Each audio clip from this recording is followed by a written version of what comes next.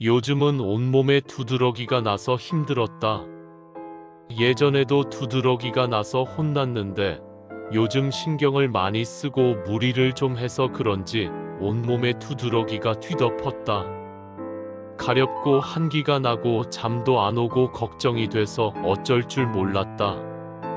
병원에 가도 뚜렷한 치료가 되지 않은 기억이나 병원에는 가지 않았다. 마음이 심란하고 걱정이 온몸을 뒤덮는 느낌이었다.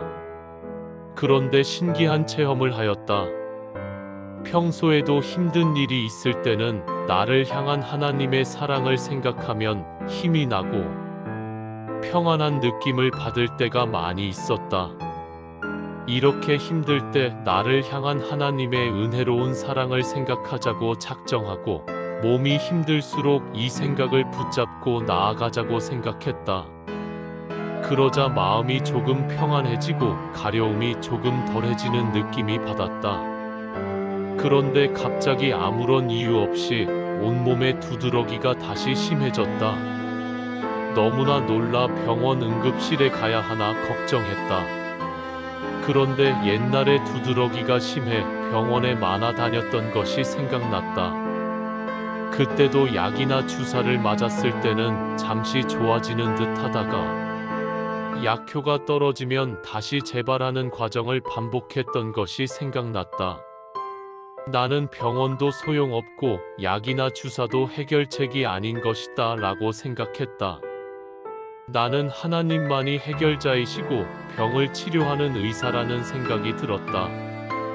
그래서 속으로 하나님은 나를 무지 사랑하신다. 하나님은 모든 것을 다 해결해 주신다. 라는 생각을 했다. 이 생각에는 확신이 있었다. 그러자 거짓말처럼 두드러기가 점차 사라지고 마음도 평안해지는 느낌을 받았다.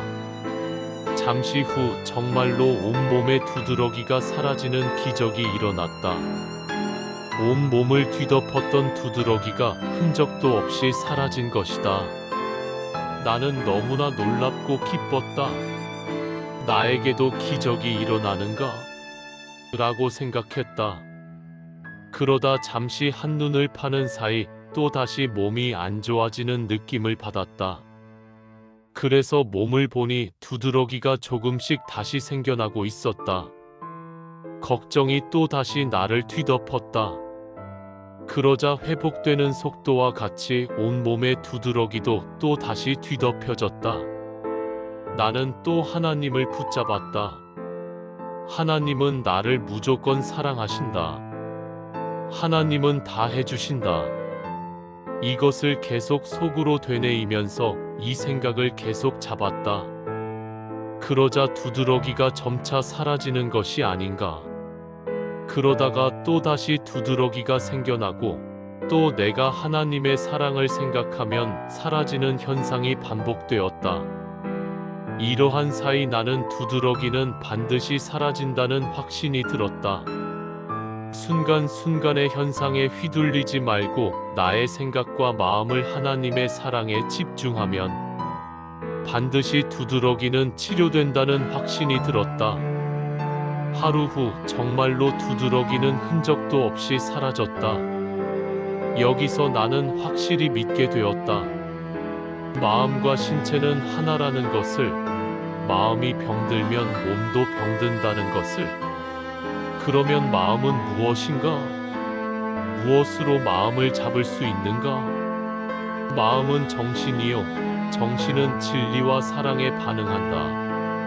사랑은 진리와 아름다움과 선함을 포함한다. 그러므로 사랑에 몸은 반응한다. 사랑은 정신이고 몸은 물질이다. 그러므로 사랑은 물질을 제어한다. 그러므로 하나님의 사랑은 몸의 건강을 좌우한다. 내가 경험한 두드러기의 치유는 하나님 사랑의 힘으로 된 것이다. 이것을 좀 확장해 보면 하나님의 사랑은 우리 건강을 회복시킬 수 있다. 병원에서 손 쓸 수 없는 질병도 하나님의 사랑을 생각만 해도 치료된다. 이것은 부작용이 전혀 없고 너무나 쉬운 일이다. 그러나 이것은 쉬우면서도 어렵다. 그 마음을 지키기가 어렵다. 하나님은 나를 전적으로 사랑한다는 생각을 지켜내기가 어렵다. 세상은 경쟁적이고 적대적이며 분리적이다. 그러나 사랑은 포용적이며 친화적이며 건강하게 한다. 성경에는 원수도 사랑하라는 말이 있다. 사랑은 모든 것을 해결한다. 좀 더 나아가면 사랑은 진리이고 생명이다. 사랑은 존재의 이유이다. 하나님의 사랑을 좌우명으로 삼아 행복한 삶을 살아가고 싶다.